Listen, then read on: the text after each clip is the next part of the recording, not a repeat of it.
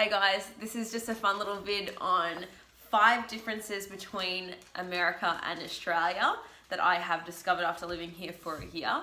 So number 1, here in America, you can't just go and start filling your car up when you stop to get petrol.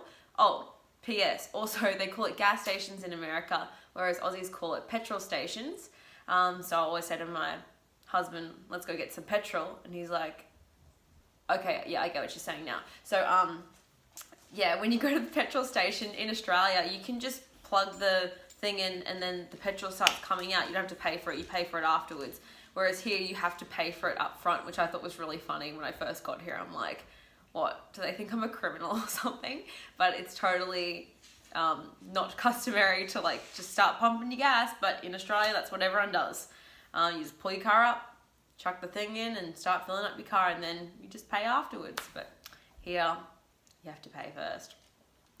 Second thing would be in Australia, we are really comfortable using nicknames, and then in America, they are very comfortable using formal names. Everyone will call you by your formal name. I even sign off to people and say, you know, bye, da da da. Everyone still calls me my full name, Emily. So that's definitely a huge difference here in America that I had to get used to, because like no one really calls me my full name in Australia. I just remember like mum calling me my full name when I was in trouble. So that's definitely taken getting used to, but luckily now I've been able to make some of the people that, you know, I really love around here just call me Em.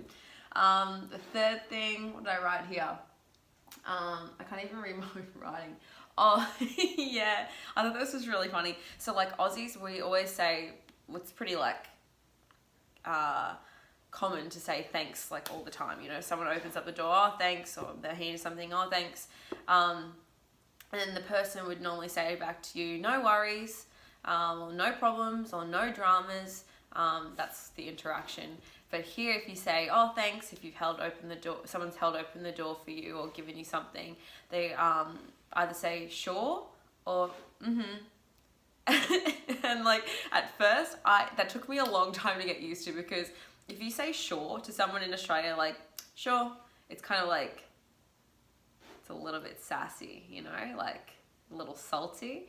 And then especially when they'd say I'm like, oh my god, maybe I've like really annoyed them. But it's actually like their version of saying no worries, no dramas. So that's a really subtle one, but you encounter it a lot. The next one is Americans go so hard on seasonal decorating. Like Aussies, because I feel like we just have one season, it's summer. Here in America, particularly on the East Coast, they have all the seasons. So summer, spring, winter, fall. So every time the season changes, you'll see that all of like the scents change as well, the decorating. People take a lot of pride in their homes. So like out the front of the homes, they'll put wreaths up and doormats, and they just really like know how to cultivate that certain season, which I think is really fun and really cool. Actually gets you like in the vibe of it's a new season, it's a new feeling. Oh, and then the final thing, this is the 5th thing. I've noticed that in Australia we have certain sayings that we have, just little things, like little words that kind of fill in space, like, oh yeah, all right mate, okay, yeah, you know, like little, it's like like mumbles basically. And Americans say there you go a lot, or at least they do in Philadelphia where I'm here. So you'll just be chatting, they'll be like, oh, there you go, oh, there you go, and I'm like, I'm not going anywhere, oh, okay. Like it's just like a little way of filling in conversation. So yeah, I'm loving my time here in America, and it's always fun to pick up differences between each place.